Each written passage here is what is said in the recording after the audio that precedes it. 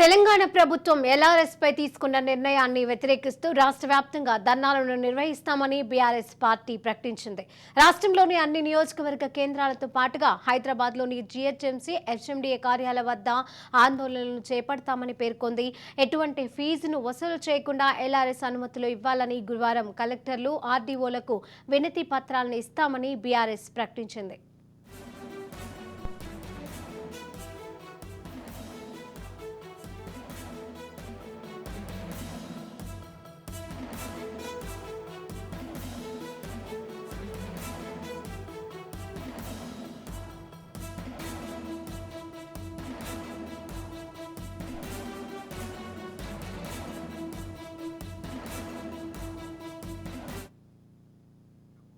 తెలంగాణ ప్రభుత్వం ఎల్ఆర్ఎస్ పై తీసుకున్న నిర్ణయాన్ని వ్యతిరేకిస్తూ రాష్ట్ర వ్యాప్తంగా ధర్నాలు నిర్వహిస్తామని బీఆర్ఎస్ పార్టీ ప్రకటించింది. రాష్ట్రంలో అన్ని నియోజకవర్గ కేంద్రాలతో పాటుగా హైదరాబాద్లోని జీహెచ్ఎంసీ, హెచ్ఎండీఏ కార్యాలయాల వద్ద ఆందోళనలు చేపడతామని పేర్కొంది. ఎటువంటి ఫీజును వసూలు చేయకుండా ఎల్ఆర్ఎస్ అనుమతులను ఇవ్వాలని గురువారం కలెక్టర్లు, ఆర్డీఓలకు వినతి పత్రాలను ఇస్తామని బీఆర్ఎస్ ప్రకటించింది.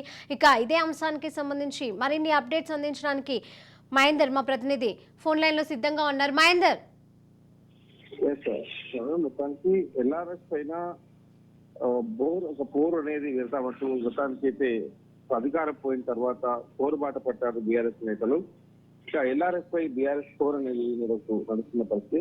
అయితే LRS scheme, layout regulation scheme ఏదైతే ఉందో ఎలాంటి ఫీజు తీసుకోకుండా ఉచితంగా చేస్తామని కాంగ్రెస్ ఇచ్చిన హామీ ఇస్తదేనని తేలిపోయినది వాళ్ళు చెప్పారు.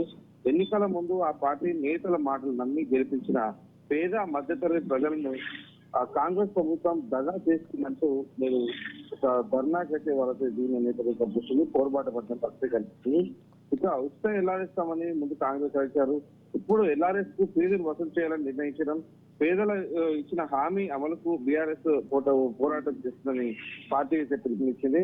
నేడు ఉమ్మడి జిల్లాలో నియోజకవర్గాలు, కేంద్రాల్లో నిరసన కార్యక్రమాలు చేస్తుంది.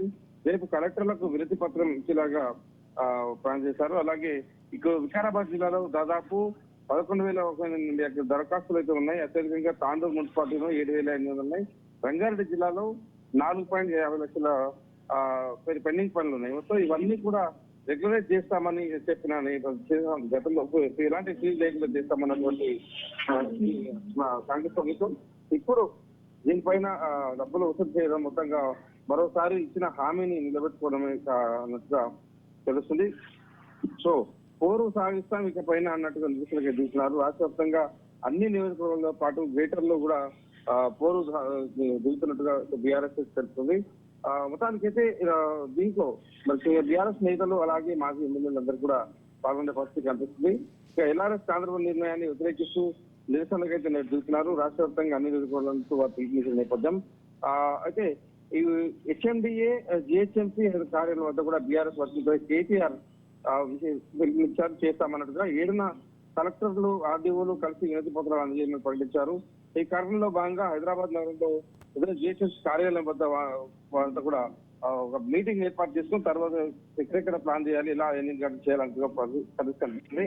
సో కాంగ్రెస్ అధికారులకు వస్తే ఎల్ఆర్ఎస్ ఫీజు రద్దు చేసి ఉచితంగా భూములు క్రమబద్ధీకరిస్తామని ప్రకటించగా ఎల్ఆర్ఎస్ క్రమబద్ధీకరణ ఫీజు వసూలు చేస్తున్నపై బీఆర్ఎస్ విమర్శలు గుర్తిస్తుంది. ఇందులో వచ్చిన మాటను నిలబెట్టుకునే వరకు కూడా ఆందోళనకు కొనసాగిస్తాం. ఏ రకంగా ఏ హామీ అయితే ఇచ్చారో ఆ హామీలన్నీ కూడా ఇచ్చిన ప్రకారమే, చెప్పిన మాట ప్రకారమే పూర్తిగా కంప్లీట్ చేయాల్సిందే. ఎటువంటి షరతులు కూడా దీంట్లో పెట్టరాదనేటువంటి డిమాండ్ అయితే బీఆర్ఎస్ పార్టీ నుంచి వినిపిస్తున్న పరిస్థితి కనిపిస్తుంది. ఆ రకంగా పోరుబాట కూడా వాళ్ళు పట్టిన పరిస్థితి కనిపిస్తుంది.